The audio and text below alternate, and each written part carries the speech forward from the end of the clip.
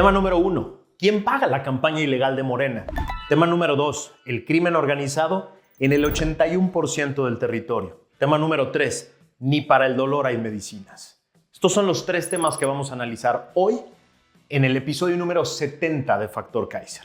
Yo soy Max Kaiser y como ya viste, esta semana va a empezar movidita, llena de temas que nos tienen que indignar a todos, indignar, frustrar, nos tienen que enojar porque tenemos que estar muy pendientes de todo lo que pasa en este país y tenemos que sentir indignación cuando las cosas no funcionan, cuando las cosas se hacen mal, cuando se viola la ley de manera impune. Tenemos que sentirlo para poder exigir que las cosas se hagan bien, que el Estado de Derecho empiece poco a poco a regresar a ser por lo menos una aspiración normal. Por eso te pido que veas este episodio completo y lo compartas por todos lados, que lo compartas con todo mundo, porque necesitamos hacer una gran comunidad de personas que quieren ser factor de cambio, que se quieren ocupar de su país y que quieren retomar la reconstrucción del camino de la democracia. Acompáñame a ver los 3 temas de hoy. Tema número 1. ¿Quién paga la campaña ilegal de Morena? Como ya platicamos en Factor Kaiser, según el artículo 226 de la Ley General de Instituciones y Procedimientos Electorales, las precampañas, es decir, los procesos internos para seleccionar candidatos a puestos de elección popular, no pueden empezar sino hasta la 3ª semana de noviembre del año previo a la elección y no pueden durar más de 60 días. Por eso, como ya dijimos también aquí, y seguiremos diciendo, la campaña adelantada de Morena que lanzó el propio López es ilegal y es un burdo y abierto reto al INE y a la ley. Este ejercicio ya manchó de ilegalidad y de inequidad el proceso electoral del año que entra, ya lo manchó. Pero al parecer esa era justo la idea, enturbiarlo desde ahorita para preparar la típica victimización morenista que surge cada que pierden. Pero el tema que quiero poner hoy sobre la mesa es el dinero, para que lo consideres muy bien. A ver, está perfectamente explorado y probado en el mundo que el mecanismo de la corrupción inicia en las campañas o en las precampañas, como es este caso. Inversionistas, con todas las comillas, que quieren tener privilegios en los gobiernos electos, financian campañas políticas para ser parte del mecanismo de la corrupción que les genere privilegios e impunidad. Así de claro. Desde hace meses, pero con mucha mayor intensidad desde el viernes pasado, la Ciudad de México y las ciudades del interior de la República y las carreteras de todo el país se llenaron de bardas, de espectaculares, de pósters y de todo tipo de propaganda en favor de los precandidatos del partido oficial. La Ciudad de México está invadida por camiones de transporte público con propaganda de la exregenta y de espectaculares de todos los demás precandidatos. Ya iniciaron también eventos masivos y viajes por toda la República, acompañadas de séquitos que les cargan las maletas y les preparan sus participaciones, lo que implica boletos de avión, gastos, viáticos, hoteles, comidas, rentas de auto, gasolina, etc. Es decir, un gasto de varios cientos de millones de pesos y un enorme aparato para cada uno que cuesta un dineral. Estamos hablando de personas que hasta hace poco eran servidores públicos, que ganaban, según ellos, menos que el presidente y que presumían de su austeridad republicana y que decían no tener otras fuentes de ingresos ni ahorros muy millonarios. Así la pregunta es obligada. ¿De dónde están saliendo los millones y millones que cuesta este enorme aparato de promoción personal? Hay solo 4 posibilidades y todas son absolutamente ilegales y todas generan gravísimos riesgos de corrupción. La primera es la que supuestamente es la oficial, que es la de transferir recursos del partido a cuentas privadas de los precandidatos. Esto es escandalosamente ilegal. Por años, el INE ha construido un robusto entramado de métodos válidos para financiar campañas y este viola todo lo previamente establecido. No solo por estar absolutamente fuera de los tiempos de las precampañas legales, que ya dijimos, sino porque se requieren trámites muy precisos para evitar trampas y facilitar la fiscalización, que claramente en este caso no se está cumpliendo. La segunda fuente posible es igual de grave e igual de ilegal. Desvíos de recursos públicos de programas y proyectos federales, locales y municipales, que acaban en eventos, en viajes, en propaganda y en movilización de personal para lo que no estaban adscritos. Estos son delitos gravísimos, claramente tipificados en el Código Penal Federal. La tercera posible fuente de financiamiento es la donación, en efectivo y en especie, de empresarios que quieren ir preparando sus privilegios y esquemas de impunidad en un próximo sexenio que ellos creen que será de Morena. Otra vez, un gravísimo delito tipificado en el Código Penal Federal y en los locales. La cuarta fuente de financiamiento es la peor, es la que más me preocupa. ¿Quién tiene dinero en efectivo de sobra para regalar a campañas ilegales? El crimen organizado. Y esto nos debe poner a temblar a todos.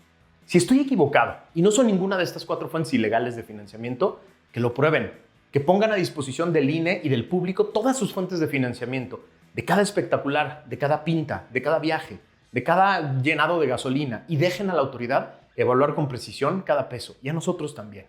O te pregunto, ¿tú crees que Claudia y Chelo rompieron su cochinito para pagar sus campañas ilegales? ¿Crees en esa patraña de lo paga el pueblo? Yo no les creo. Y yo sí quiero ver de dónde vienen tantos millones de pesos. Tema número 2. El crimen organizado presente en el 81% del país. Gracias a un muy completo y aterrador artículo de Héctor de Mauleón en El Universal, hoy nos enteramos de un dato que es espeluznante. La presencia del crimen organizado en México se extiende a lo largo de 1.59 millones de kilómetros cuadrados, exactamente el 81% del territorio nacional, en donde 108 millones de mexicanos viven en riesgo potencial permanente. Tras una investigación de más de 6 meses, que incluye datos del gobierno federal, las fiscalías estatales, así como la consulta de fuentes abiertas y la revisión exhaustiva de documentos hackeados a la Sedena por el colectivo Guacamaya, la firma AC Consultores preparó un voluminoso estudio a cuyas conclusiones tuvo acceso El Universal. Échele un ojo. El reporte, consultado por El Universal, es una radiografía que explica esa violencia y habla de una crisis de criminalidad sin precedentes. Según AC Consultores, en el país existen 175 organizaciones criminales. Encontró que las garras de los grupos criminales se han hecho presentes en el país por medio de ejecuciones, masacres, narcomantas, extorsiones, secuestros, videos amenazantes e incluso asesinatos de policías, políticos y funcionarios. Estos hechos han sido detectados en 1.488 de los 2.471 municipios que hay en todo el país.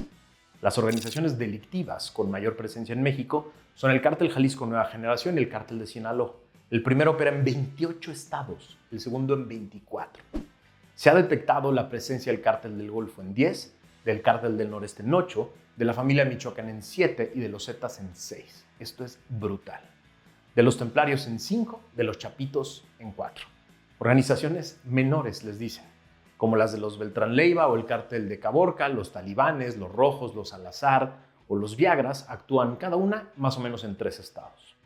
El Cártel Jalisco Nueva Generación actúa en 427 municipios mexicanos, los Zetas en 411, el Cártel de Sinaloa en 293, la familia Michoacán en 103, el Cártel del Golfo en 84, el del Noreste en 63, los Zetas en 55 y el Cártel de Juárez en 30. El documento expresa también el radio de influencia de cada uno de estos grupos. El Cártel de Sinaloa domina 674,000 kilómetros cuadrados. El Cártel Jalisco Nueva Generación, 477,000. El Cártel de Juárez, por su parte, 153,000. De acuerdo con el estudio, existe un promedio de alrededor de 9.5 grupos criminales en cada estado de la República. Pero la Ciudad de México es la excepción. Se registran 216% más organizaciones que en el resto del país. El estudio detecta la imparable actividad de 30 grupos delictivos en la capital de México. Los más grandes, la Unión de Tepito, la Fuerza Antiunión, el Cártel de Tláhuac y las células de la familia michoacana. Es decir, mientras el presidente y todo su gabinete andan en campaña para mantener el poder desde hace meses, el crimen organizado se apoderó de todo el país. Con estos datos, ¿te parece sensato no saber, no exigir quién está financiando las campañas ilegales de los candidatos a la presidencia de Morena? Si seguimos ocupados de las corcholatas y perdemos de vista que el crimen organizado ha ocupado el país, se nos va a ir de las manos. Cuidado. Tema número 3. Ni para el dolor hay medicinas en México. En una muy dolorosa nota del portal MX del día de hoy, nos enteramos de que el gobierno actual no le interesa atender el tema del dolor de los pacientes del IMSS. A través de una completa investigación periodística que enlaza entrevistas, revisión documental y consultas con expertos, lograron exponer este terrible drama. Por ejemplo, entrevistaron a Estela, que tiene un quiste Tarlov en la espalda, en el hueso sacro. Es un raro padecimiento que le causa dolores agudos que pueden dispararse con cosas muy sencillas como agacharse, barrer la casa o incluso cuando tiene una tensión fuerte como un enojo o un estrés. Para controlar este padecimiento crónico, su defensa es el Tramadol, un medicamento controlado que el IMSS le autoriza y del que tiene que renovar su permiso cada año en la Clínica del Dolor del Hospital Magdalena de las Salinas de la Ciudad de México.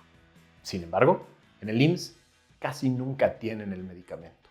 Cito a Estela. Cada vez que voy me dicen, tiene que venir usted los días últimos de mes o primeros del mes, que es cuando llegan los medicamentos. Y si no le atino a llegar, pues ya no hay medicamentos. Cierro la cita de Estela. Esa es la dura realidad de una cara más del desabasto de medicamentos que sufrimos, el de los analgésicos, que son necesarios para controlar el dolor y que se extiende tanto a medicamentos especializados como a otros de uso más común, según médicos, enfermeras, trabajadores y pacientes, consultados por el portal MX, así como documentos publicados por el propio gobierno mexicano. Una historia que también está presente a través de retrasos en entregas, cambios de distribuidor y documentos de irregularidades contables obtenidos a través de transparencia. No hay duda, con la nueva administración, el desabasto de analgésicos aumentó en el IMSS, como lo dice, por ejemplo, Manuel, médico residente de anestesiología del Instituto Mexicano del Seguro Social, quien pidió se protegiera su identidad por temor a represalias, que son constantes. Cito a Manuel. Sí existe. Las causas no las conozco. ¿Y hay desabasto? Se me preguntó, vuelvo a citar. No solo de analgésicos, de antibióticos, antidepresivos y antidiabéticos.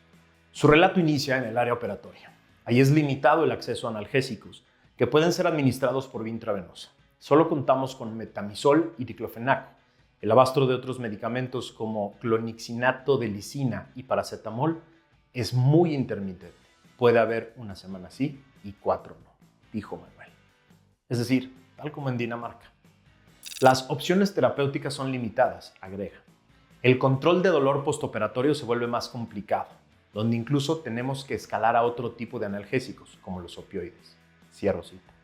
Según estos últimos, deberían de ser la segunda o tercera opción, a falta de otros medicamentos analgésicos no esteroides. Explica que entre los peligros de aplicar opioides está la retención urinaria y leo paralítico, que es cuando el intestino puede trabajar más lento, puede causarles náuseas o vómitos posoperatorios, que son efectos adversos que pueden aparecer inmediatamente o a largo plazo. Pamela, es un seudónimo de una enfermera del IMSS de la Raza, ha tenido que trabajar y atender a los pacientes en medio de esta crisis. Detalla que cuando el hospital no cuenta con el medicamento correcto de la receta, cito, se sustituye por otro.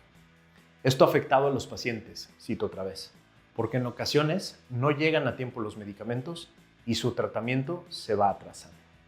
La forma en la que afecta es que se quedan más tiempo con su dolor, aguantándose y sufriendo, porque tarda en llegar otro analgésico. A ver, puesto de manera sencilla, a Morena le importa más la promoción de sus candidatos que el dolor de los mexicanos.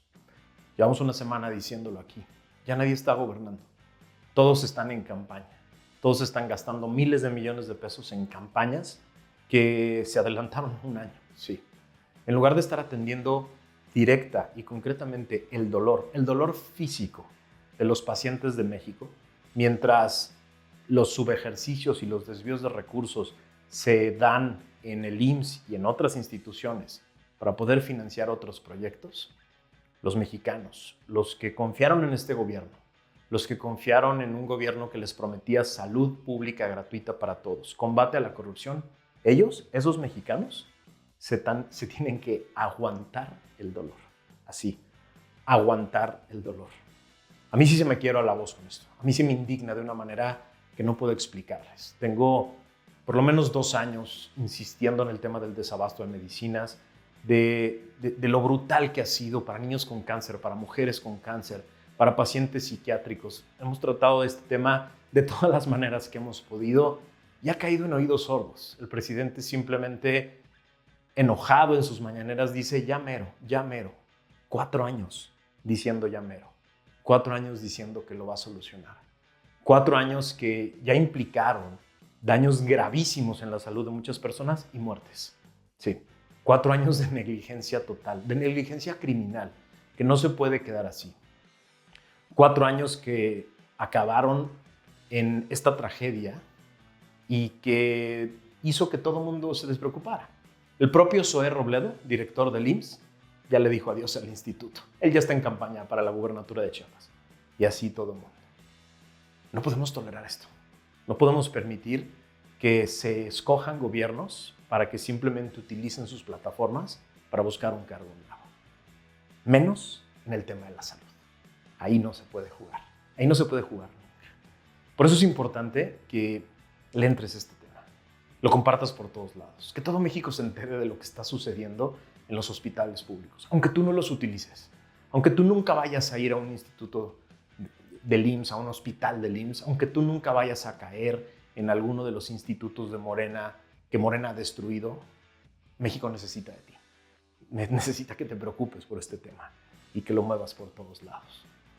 Acompáñame esta semana en estos programas que vamos a hacer porque es una semana bien importante y tenemos que mover esto por todos lados para que todos nos llenemos de conciencia, nos llenemos de enojo y de frustración, pero después lo convirtamos en esperanza para reconstruir a México. Gracias por haberme acompañado. Nos vemos el miércoles.